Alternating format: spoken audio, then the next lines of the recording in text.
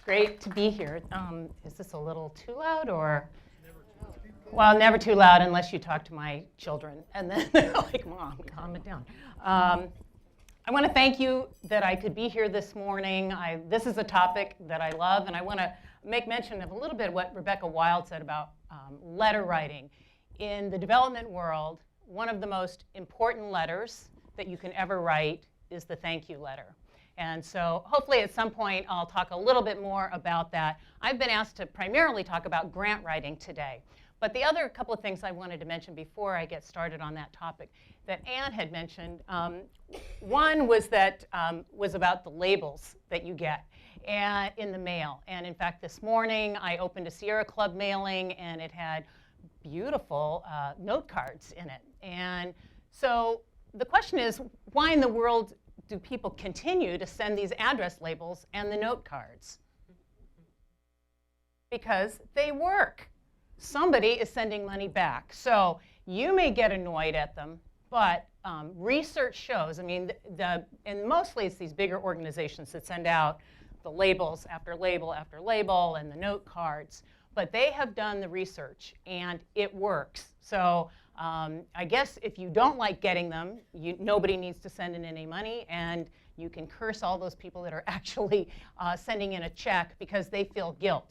Now that's the second thing I want to talk about is that I want to mention before I get started is about guilt, because I like to think that I'm in the joy business. Guilt has its place, right? I think we disparage guilt a lot, and I'm all for guilt every now and again. Once again, with my children, I really try and make them feel guilty. But in this line of work, I want to be about joy. I want people to feel really great about the causes that they're giving to. I think it's critical. And guilt is not going to be a motivating factor. It will be a motivating factor, but the problem with guilt is it usually doesn't mean long-term giving. You might give on the one time, but if you're giving joyfully, you want to do it over and over again. No one, as far as I know, grows up wishing that they were going to be a fundraiser. It wasn't like in third grade, I remember drawing a picture of what I was going to be when I was growing up, and I was going to be an Academy Award-winning actress. We can see how that worked out. And instead, and then when I was in college, I thought, I'm going to be an elementary school teacher. And then I had to take third grade math, and I realized that was really not where I was going to be. So then I decided I wanted to be an English major. So finally, 20 years, 30 years after I was an English major, I am now using my English degree on a regular basis. But I never grew up, and I don't know anybody who grew up saying, oh, I'm hoping I will be a fundraiser. And I don't know if you know of any of those people either. But fortunately, I have the opportunity of working with some of what I think are the most fabulous nonprofits in the Valley. And so let me just tell you who I work for. I do part-time consulting work. And so one of the organizations I work with is the Assistance League of Salem-Keizer. I also work, and for them, I just do grant writing. Two of these organizations, I solely do grant writing. So the Assistance League is one, and that's all grant writing. I work for Liberty House, which is, I think they've been here before, I believe, Child Abuse Assessment Center. So I do strict grant writing for them. And then I do the whole development program for the Pentacle Theater. And how many of you have been to the Pentacle recently? Right on. Oh, good. And then Children's Educational Theater. And I hope a number of you have had children go through CET, but that's one of my favorite programs. And the other one, the fifth one, but let me talk about those four. People ask me if I'll do additional grant writing or if I'll do development work. And I always say what I feel like I have to really believe in the organization that I'm working for. I have to feel passionately about it and really believe in what it stands for. So those four organizations in our area, I totally believe in, and I think they are doing awesome work in a variety of different areas. The fifth organization that I work with is the Oregon-Idaho Annual Conference of the United Methodist Church. And for them, I do some grant writing, but my primary job for them is writing a blog called Inspiring Generosity. And that particular blog is directed, I have about 700 people on the mailing list, and that blog is directed toward mainline churches and helping them figure out how to do stewardship and fundraising. It may come as a shock, but in seminary, they don't give classes on how to raise money, which is ironic because clergy are expected to raise money to keep the church going. So that is another part, and I love the blogging piece because it's my creative outlet. I have a few copies of my blog here if you're interested in it. Just to give you an idea, one of these is called What the Church Can Learn About Storytelling from the Boss. And by the boss, I mean Bruce Springsteen. And so that is the boss. And so anyway, those are just some of the ideas. And if you're interested in being my blog post, I'm happy to, please sign up. Well, Anne asked me mostly to talk about grant writing. And so that is what I'm going to talk about today. And in the question and answer period, we can talk about other areas of development and fundraising. Let me tell you one thing, the other thing is that I think there's a distinction between development and fundraising. Because development work, to me, is about relationship. Fundraising are about events, they're about one time, but development is about creating a relationship between the donor and the organization that they're giving to. And that can be done in a variety of ways. When I'm doing development work on grants, it's primarily about trying to get a foundation developing a relationship with my organization. So that's a little bit about what's going on. What I thought we'd start off with is talking about what the pluses of grants. And I'm sure some of you, how many of you work with a nonprofit in town? I mean, as in are actively involved or, you know, and how many of you serve on a board of a nonprofit? Great, thank you. Thank you for your service. And how many of you have written grants before? Well, awesome, maybe you all should be doing the workshop here. So anyway, here are the benefits, I think, of grants. They fund good programs, right? I mean, that's kind of the bottom line. You can make a difference. And that's critical. You can receive some significant money. And I have written grants where it's from $500, and I was really lucky to get one for Liberty House for their capital program for $300,000. My specialty is writing to local foundations and grant makers.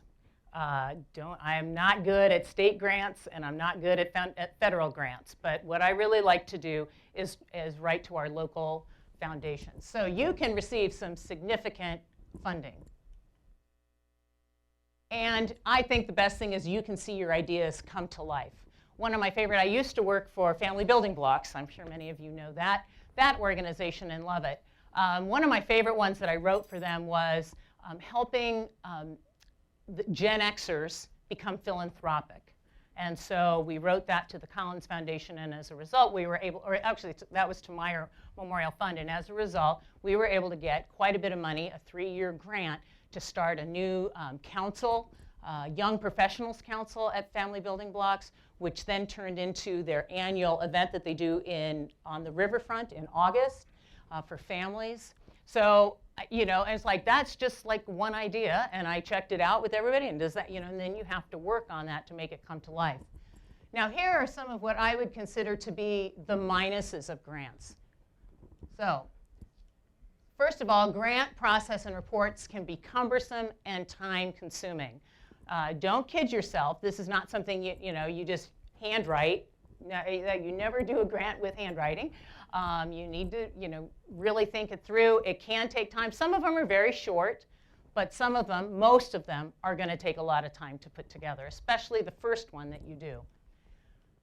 The other one is soft money, and you can't count on it for the long haul. So a lot of grant foundations will say, well, what's your sustainability plan? How will you make sure, once this grant is done, how are you going to make sure that this program goes on?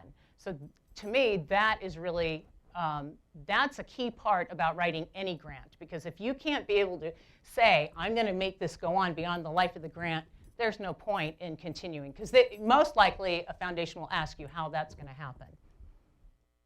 The other thing that I see as a big minus of grants is that you tend to follow the money rather than your mission. So you get a great idea, and it, sort of like, let's say you're building houses in the local area, and that's been your mission, that, you're laser focused, which is really great, and then you decide, well, it'd be great if we could start a work job program, this, and we'll bring in other people, which is, there's nothing wrong with that. The problem is it becomes mission creep. So all of a sudden, you're really not staying laser focused. Because you've heard that there's a grant over here that you could get money from. And then you decide that you're going to go in that direction, and then you start muddying the waters about what you do. And I'll give you an example. For the Salem Assistance League, my sole focus is to write grants to fund Operation School Bell, which clothes about 3,000 kids every year from the Salem-Keizer School District and Chemawa Indian School. So, that is great. But what if then, what if we started an employment program for the older kids? Well, that would start mission creep. And, because I'd heard there was some great grant that I could do that with. So anyway, the focus needs to stay.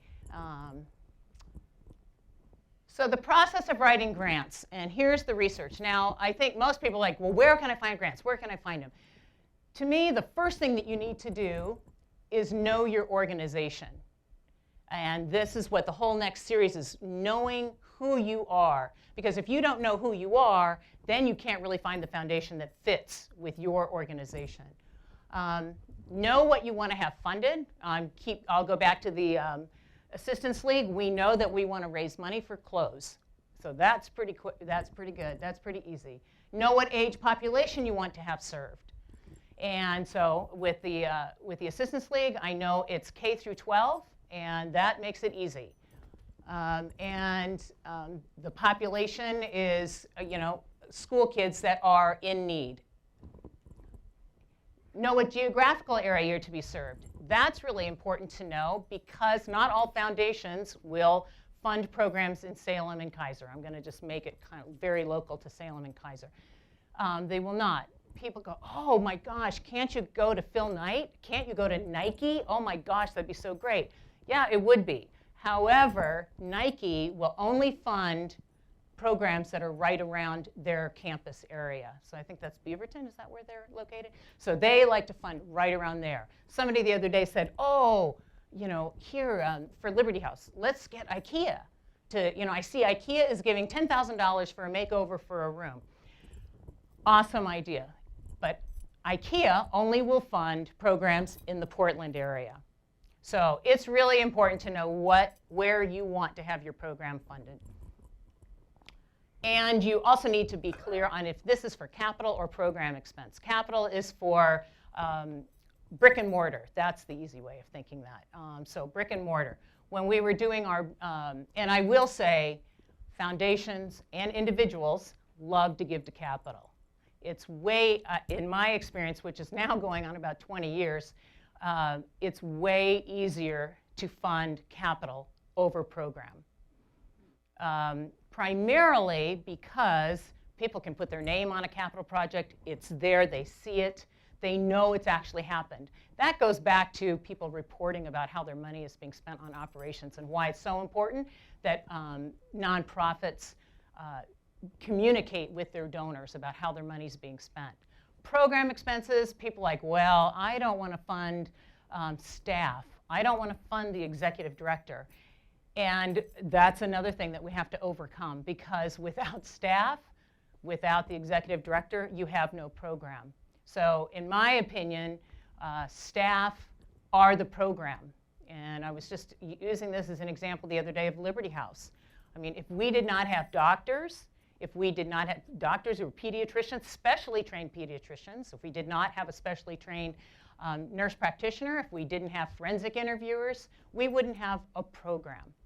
So that, I mean, but you have to make the case for the operational side.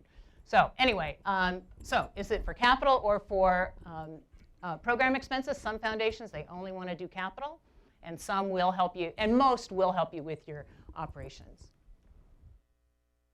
So here's the piece that most people want to know is where do I find all the information? How do I find a grant? So let's get there. So here's the simple one, Google Oregon Foundations. And that should help you right off the bat. The next one is the Oregon Foundation Databook. And my very first project was trying to find funding for the Bush Park Cricket House Playground. And that was about 20 years ago when we renovated that. And I went to the library and I did look at, they still have this in the library, not the old one, but they have the most updated one. I think they're on, this is number 8, I think they're on the 12th edition. This was my Bible to find out where the local organizations were. It's divided up by what kind of, where you can get funds from and for what project. So this is a fabulous resource. No, it's not online, and so this is one of the few things that I think is really great in print. I have tried their online, and it's awful. So, so yes, you can get a version of it online, but I do not recommend it. I recommend the hard copy version. Once you've figured out, then I would visit the foundation's website because there's a lot of let's say you figured out an organization. I will tell you which are the big foundations here in Oregon. Oregon Community Foundation. I hope some of you have been contributors to the OCF. It's a fabulous group. OCF, Meyer Memorial Trust of the Fred Meyer, originally from the Fred Meyer family. Collins Foundation has a lot of history here at Willamette. Murdoch has also funded a lot of buildings here on campus. The Olin building was the last one they did, I believe. And so those are the 4. And then there's also Spirit Mountain Community Fund. So your casino dollars at work to help Oregon. And they really do. I mean, these are the ones that will give big grants. The smaller, and I would say those will do up 25,000 on up. The smaller foundations, you can find a lot of family ones, but the Salem Foundation has been fabulous here in Salem. So that's about a $5,000, anywhere from $1,000 to $5,000. And so that's great. There's Wan Young Trust. There's the Templeton Foundation.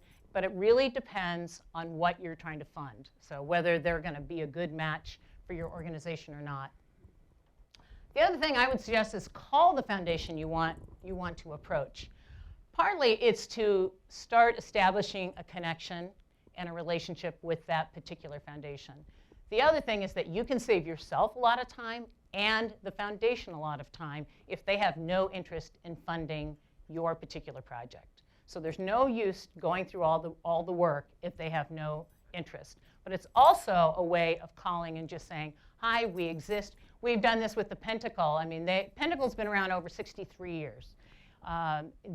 We've just started doing more grant writing, and one was to the Miller Foundation. We got a grant from the Miller Foundation, but they've been funding for years for arts, and they did not even know that the Pentacle existed.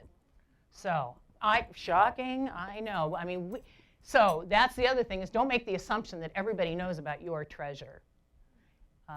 So you've done your homework. That's really key. You know who you are. You know what you want to have funded. You have figured out there is a foundation that is really going to be important for you to talk to. So now what do you do?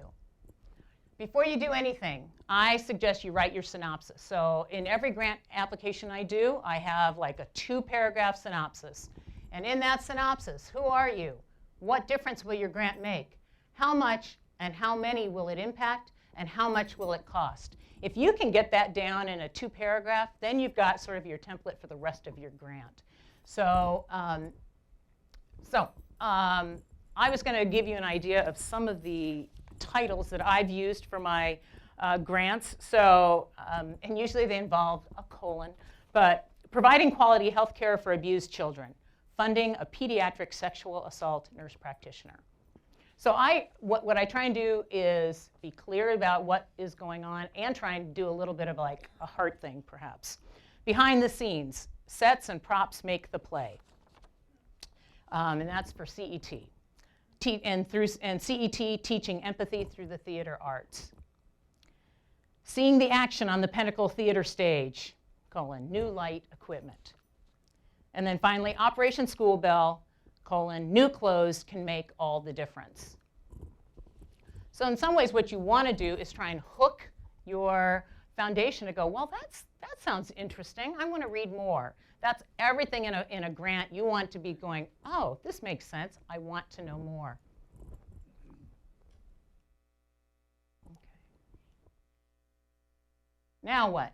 So to me, the number one question regarding grants is, can you follow directions? When I was teaching in Worldviews, I would ask students, do you think writing is an art or a gift? And some people do have the gift of writing, but in most cases, it's an art. And so it takes practice. And in this particular case, it also takes the ability to follow directions. Most foundations lay out very clearly, in order, what you need to be doing. Now, the beauty of doing one grant is then often you can cut and paste and do another grant. So you do not have to repeat. You do not have to reinvent the wheel every time you're writing a grant. So the narrative, which is, so you've written your synopsis, and now you're moving into the narrative. And these are some of the things you're going to want to have: the history and background of your organization. That gives you a little credibility. Your purpose and mission. Do you know what you stand for? Do you know what you're supposed to be doing? What is the need for the program? And this will often take a little bit more research. It was when I started writing for the Assistance League, it was very interesting because I started doing some research about the need, what impact a fresh set of clothes can have on a kid. And it was amazing. You just would get these testimonies from kids that just said, and from teachers that would say, when the kid didn't have to worry about what they were wearing or if their clothes were torn or ripped, it made all the difference in their academic ability.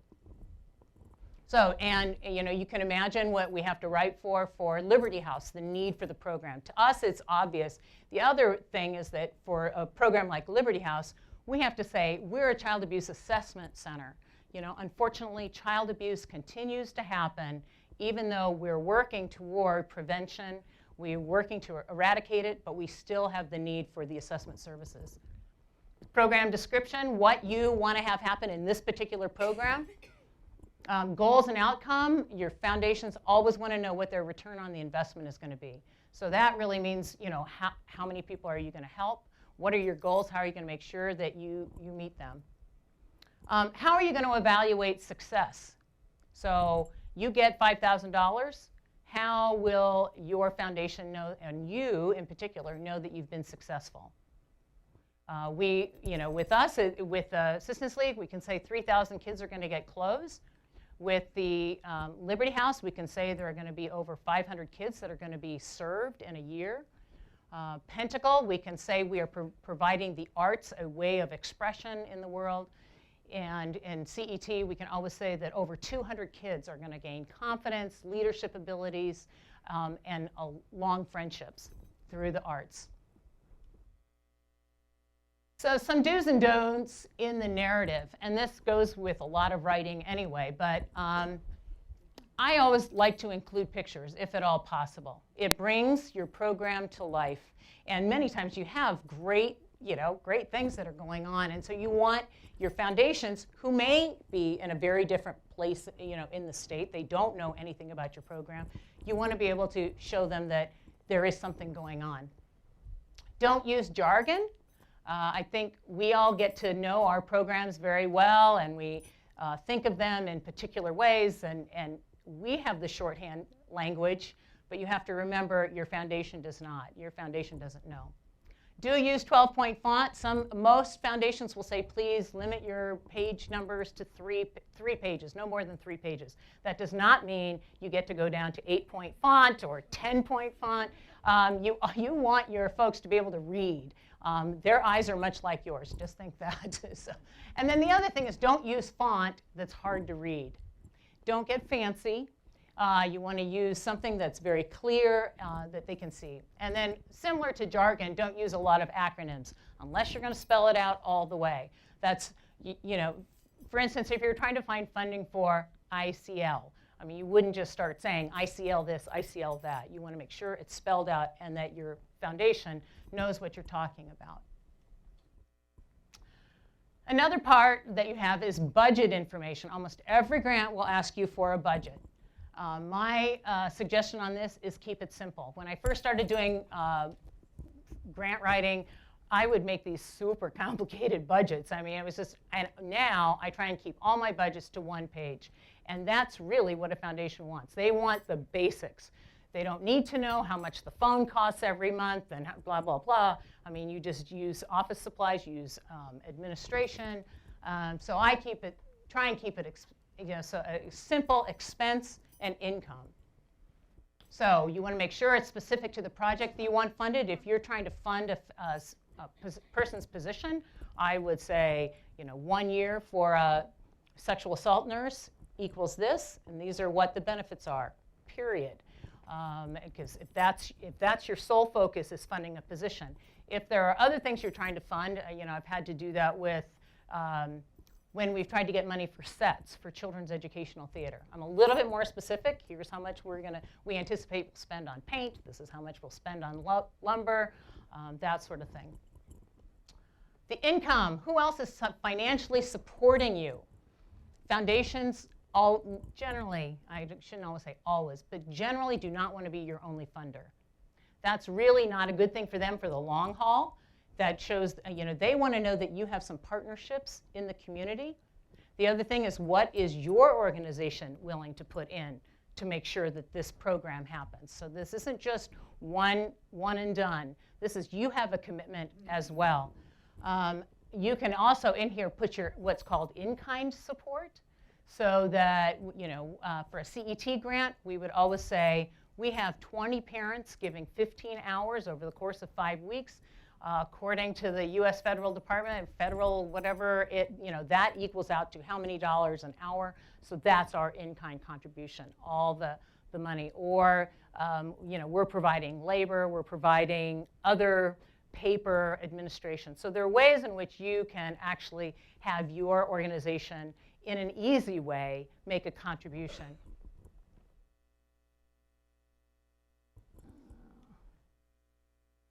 Then there are the attachments. The attachments are you need to provide whatever the foundation asks you to provide. I've had foundations send requests back or give a call and say, we didn't get this, can you send that in? And that's what you do. So that's why it's so important to go to their website. It's important to look down and see what they require. And I can guarantee you every foundation requires something different. So but these are the 3 top things they will normally ask for. Your proof of nonprofit status. And that came out when your organization got started. And they want to know want to make sure that you are who you say you are, that you are a nonprofit, that you're a 501c3 is the key thing. They want to know who your board of directors are. And I'll say 2 things about this. One is up there already, 100% giving. More and more foundations want to know if board members are invested in the organization and not just with your time. They all want you to know your financial investment is in the organization. They do not ask how much are your board members giving, but they do say, do you have 100% giving? And I was just listening on a podcast the other day. It was a foundation person talking. It was back east. I mean, she was saying, if it's not 100%, we make a phone call. And we want to know why. So, you're as board members, I'm hoping you are all making a gift to your organization, your nonprofit organization, that signifies how important that organization is to you. And so that to me is really key, because it's key to foundations. The second thing you want to know about the board of directors, I've had it where people just hand me a list of who's on the board. What you want is, foundations want to know what kind of credibility you have, and what kind of credibility and what kind of skills are coming from the community that's supporting this. So it's really important that it has what your affiliation is. That's what the other thing is they call. What's your affiliation? So if you're a retired professor from Willamette, you should have that on there. If you are the chief of police, you want to make sure that gets on there. So it's really important so that you get credibility from, it gives you some respect and credibility. And then there are the financials, and these are the pain in the neck ones, I always think. They usually want to know what your annual budget is, and they want to know what your previous month's financials look like. So you need to get that all, get your treasurer on board to make sure that these are all, because they want to make sure, once again, that you are who you say you are, and that you're going to be able to keep up, that you're not insolvent. So this is the other thing, is like foundations don't want to support a sinking ship. And I don't think most of you as individual donors want to support a sinking ship. So you don't write a grant saying, help, we're just about ready to go out of business, but we really are great. Please support us. I mean, that is not. So the financials really show whether you are in good shape or not. There is so much, I know this is sort of like, wow, there's so much going on. And there is so much going on when you're writing a grant. And one of them is the cover letter. So you've got your narrative all done. You've pulled all your attachments together. Now you've got to write the cover letter. And you want to make sure that you do this because this could be the very first impression that the foundation has of your organization. So, key thing, address it to the right person and the right address. And please make sure that you spell the person's name correctly and that you spell the organization, the foundation, correctly. And I've been there, so I can own that. I never could remember how to spell Gannett. That was one of my downfalls. But I now know how to spell Gannett Foundation, because the Statesman Journal Gannett Foundation also has a foundation that they give money for. And you want to make sure you address it to the right person. Succinctly state your case. It should be a one-page cover letter. This is not, and once again, 12-point. State what and how much. You're basically repeating the synopsis that you did. Use letterhead. You want to make it look nice, right? This is your first impression. You want it to look professional, so use letterhead. Provide contact information. If somebody has a question, and usually that's just before the signature. If you have any questions, please call, and you hope that information is also on your letterhead. And personally sign with an additional note. So it needs to be signed by the president of your board or your executive director, and the little note, usually, which is what everybody reads when they get any kind of letter. Let's go back to the previous speaker, because people rarely see handwriting anymore. So I always encourage my executive director to write, please, a little note that says, thank you for considering this important request, period. Final things before you mail. Have someone proof your application, someone other than yourself. It's amazing how you can just completely miss minor details. So you really are, what you're trying for are no errors. And a second set of eyes can say, does this make sense? Does your idea follow one from the other? Make it easy to read. White space is appreciated. This is not about trying to cram in as much information on one page, so make sure there's space in between paragraphs. Make sure there's some kind of a margin. Use white paper. This is not the time to be creative. This is not the time to show them how cool you are by using yellow paper. Use white paper, because often they're going to have to be copying the application so that it can go to board members, their board members. Reread the directions. Again, I cannot tell you and check off if you've made sure you've put everything together. Double check the deadline. I just had this happen to me because another organization called the Autzen Foundation, which is really fabulous in funding organizations, up until this year, their deadline was November 15th. And fortunately, I had some extra time, so I'll start working on that grant now. And then I went to their website and was like, what? It's November 1st. So they have changed. So every year, you need to make sure that you are double checking the deadline. Seal the envelope and pray. And back to and make sure, if you can hand deliver, I always suggest hand delivering. I think that's a nice touch. Sometimes you have to do it out of a state of panic. We had that with the Templeton Foundation when we found out we had missed a piece of information, or they were very nice. Actually, we had written a grant and they said, we don't fund that kind of thing, but we really like what you do. Can you send us something else? So the day that it was due, I was driving up to Portland and finding where the Templeton Foundation had their office. The other thing you want to reread the directions. Every foundation has something different about how many copies you need to be making. So one wants 7 copies. Another one doesn't, 1 copy is fine. But that's why it's so important to read the directions. And pray, do an incantation, do meditation over the envelope. I believe in that. So final thing, keep excellent records. Yes, because if you don't write it down, you will forget.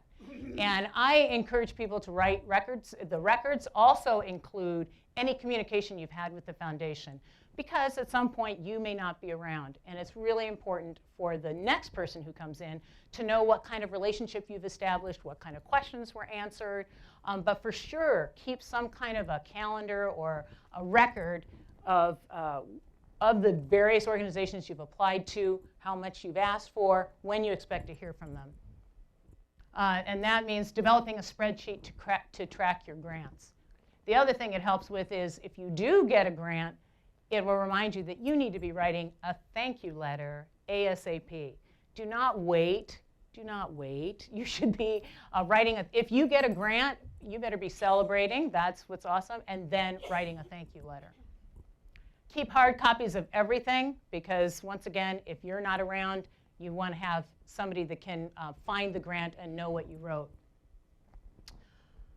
So there we go. Holy smokes, that's a lot. That was the dump.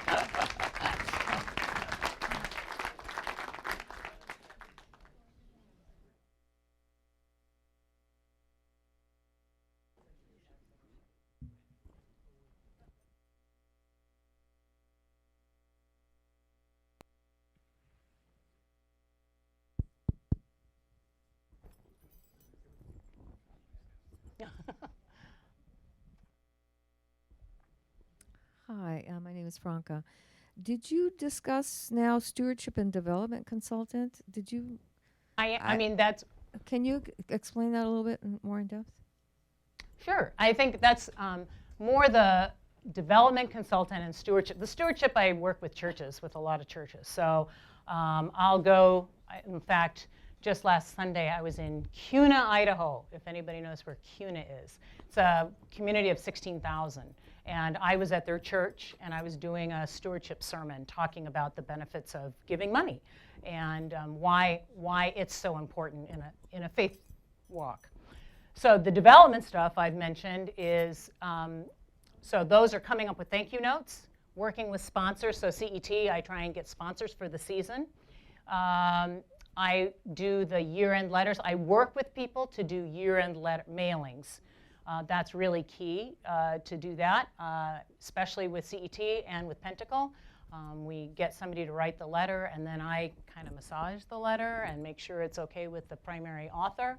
And then there's a lot of steps that go into sending out a letter, which is a response card, making sure the envelope, making sure you have a great mailing list. There's a lot of stuff that goes into just development work.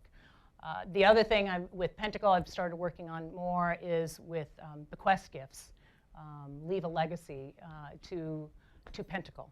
So there's a lot that go into development work, as is relationships.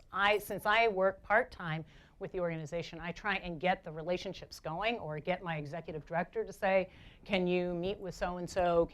Here's some things I would suggest you talk about, that sort of thing. Today I delivered a thank you note to Robert Sahlberg, who is the executive director of CET, because we got a surprise gift, and it was great. And so we wanted to, as soon as we got the gift, we wanted to make sure that we wrote a personal letter and sent it off. Does that help? Hi, Cece. Suppose you ask for a theater to use money for building sets. Mm-hmm. and you get the money, the board meets, and they decide to use it on repaving the road up to the theater. What do you do? We say you're going to have to return the money. Because a foundation, or what we would say, the other thing that I would be loath to do, because writing grants is not a singular event, right? You should be in conversation with a variety of people, primarily the executive director. And the executive director should be in tune with the board of directors. So I would say it's unethical. That would be the other thing. It's unethical to get money from an organization for sets and say, oh, well, we feel like we need to pave a road.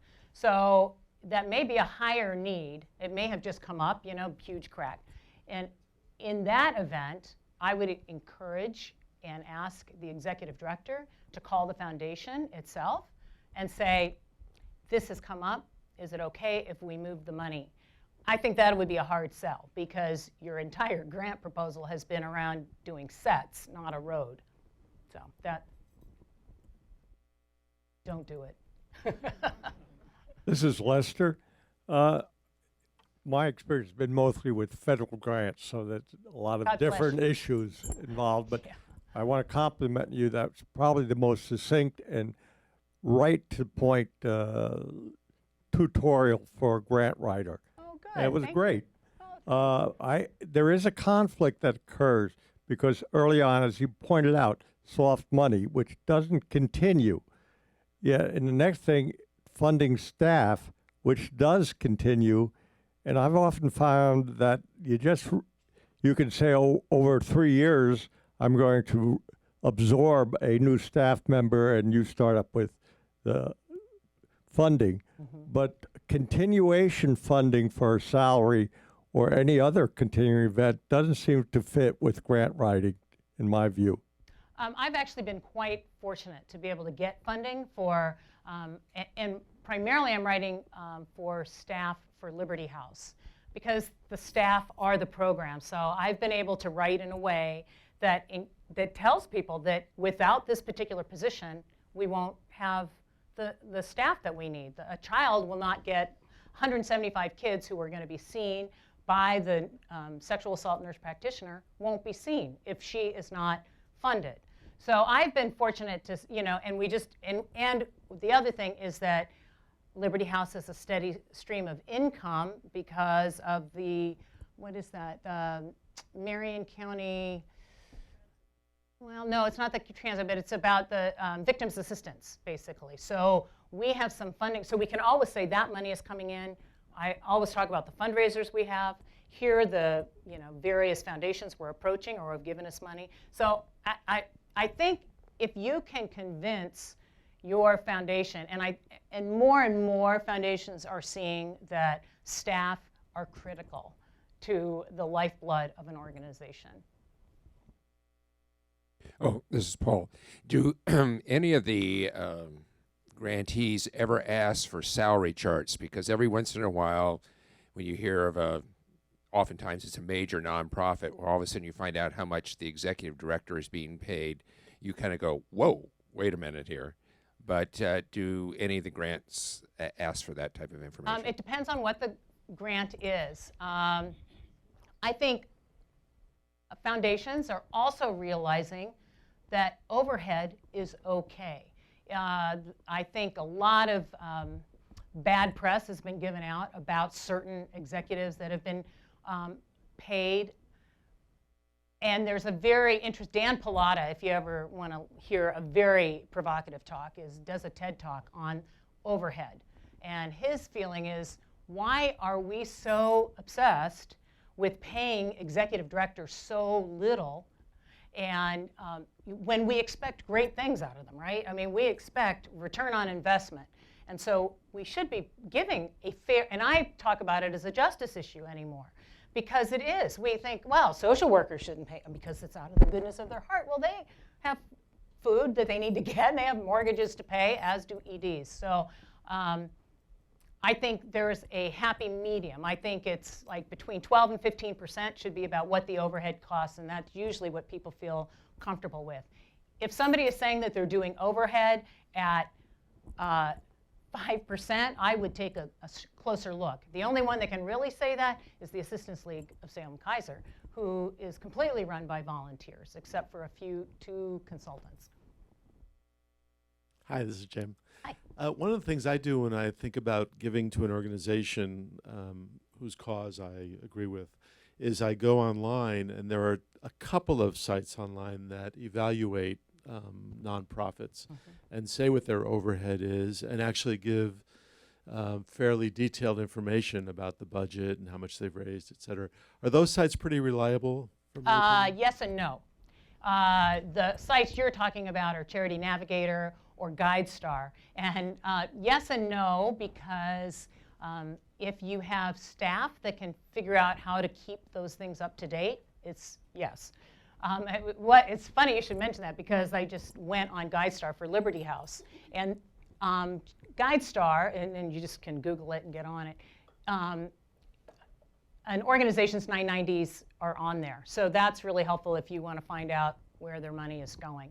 But when I was looking as to who the contact person was, that person hasn't been there for 6 years. So I mean, I ran into the development office and I said, oh my gosh. So yes and no, it's up to date. But you can always count on having those 990s, the tax returns that show. So yes, I think yes and no.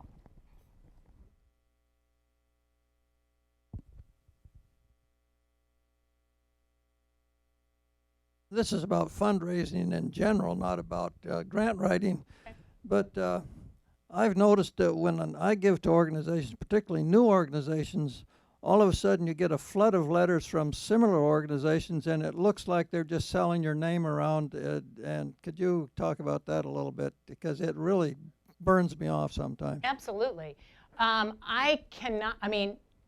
Well, that's the beauty of giving to small nonprofits generally, because they don't have the wherewithal to sell your name to it. I mean, that's a way people make money. So, you know, for whatever reason, they feel like that's, but you can always ask the organization when you are giving a donation, please do not sell my name, or ask them directly, are you going to sell my name to, you know, another organization? And I agree with you. The research shows that people do like to get the mail. I mean, I will say that. But there is an overkill, right? And okay, I won't use the name of the organization, but there was an organization that is local here but has a national affiliate. And clearly, the local organization had sold our name to the national affiliate. And we were getting, I mean, at Christmas time, I think we got 8 letters. And by the end, my ears were like steaming. You know, it's like, really, stop it. I am not giving you any money, because I know what you think. You know, it's like, well, how much money are they spending on sending out these mailings? So anyway, if you don't want those mailings, I would call the organization and make sure that they do not sell their mailing list to a third-party organization. The other gripe I have is we have about 20 calendars for 2017 now. Well, I get it. You know how many mailing address labels I have? I mean, but once again, why do you get them? Because it works. I mean, you know, so for every person that gets 5 calendars, somebody is sending in 5 different checks to each one of those organizations, as well, out of guilt or whatever, you know, because, I mean, they probably like the organization. I mean, I like the Sierra Club, but I don't feel compelled to have to send a check in because they, out of the goodness of their hearts, sent me 5 note cards. I'm happy to use their note cards and get their word out that way, but I don't feel a need to do otherwise. Oh, Paul again. This is regarding OPB. At one point, somehow, I don't know, I shifted into category something or other, and I was getting, I would say, almost 2 requests for funding a month. I mean, it was just really, and I emailed them on just, you know, saying, hey, would you cut this out? I'm going to give you your donation, but you're not going to get 20 different donations from me. And they actually acknowledged, and they put me into a different category. Right. And so I get, you know, maybe 1/3 the requests that I used to get. And I think sometimes there's a lot of mailings that go out because they realize somebody is not going to be giving money each and every time they get an envelope. But eventually they will. I think that's the thinking, rightly or wrongly. And the organizations I work with, we primarily send out 2 mailings a year, 2 what we call ask letters a year, and Pentacle, we try and send one out for a capital project and a year-end fundraising letter. So. This is still on the same subject of how you get off a particular list. I have sent written requests 7 times to one organization to please remove me from their mailing list, but I still get their mailings. I've understood. Now, what was the one? Somebody was saying if you said return, you use their own mailing label and just send the letter back. I mean, eventually they'll get the. But you may be, who knows? I am sorry on behalf of all nonprofits that that's happening, because I know it's frustrating, and what it ends up doing is impacting the local nonprofits, because we're like, well, I don't want to get on that mailing list. So, it really is sad. This is Jim again. Hi again. And I worked for a large nonprofit for a while, and one of the big problems was coordinating the various departments that would ask for funds, because we had what we called big hitters, and you had to be very careful to personalize your requests and make sure you weren't sending them basically spam. And then on the other hand, you had the thousands of letters that went out, trying to get small donations. And it was really a problem trying to coordinate that. And the donors do not like getting hit, as Paul was mentioning, with a ton of letters. And it's hard for the smaller nonprofits to be that well coordinated. You hope the bigger ones don't silo themselves off, so but it happens. So. Well, as I think Lester said, that was a wonderful, succinct, and clear presentation about what it's. There you go. That's your final thought. That looks like the Humane Society. I tell you, if I were raising money for puppies, it would be no problem. Very good. Thank you so much. Thank you.